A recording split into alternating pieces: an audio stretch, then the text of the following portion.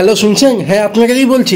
এই গরমে আমাদের মতো কষ্ট ওদেরও হয়, জল তেষ্টা ওদেরও পায়। কাইন্ডলি ভিডিওটা পুরোটা দেখবেন ওদের জন্য। এই জন্য বলছি, যদি এই গরমে এই অবলা প্রাণীগুলি একটু জল খাওয়ার জন্য আপনার বাড়ির সামনে আসে, তাহলে তাকে দূর দূর করে তাড়িয়ে দেবেন না।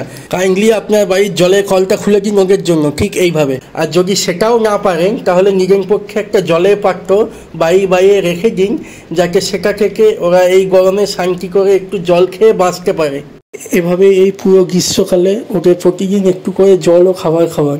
আপনারা কে কে ওদের প্রত্যেক দিন জল এবং খাবার খাওয়ান আমাকে কমেন্ট করে জানাতে ভুলবেন না কিন্তু।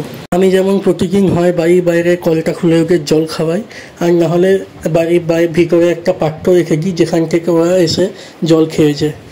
সবশেষে বলে রাখি, ভিডিওটি কিন্তু ভিউজ পাওয়ার আশায় বানানো নয়।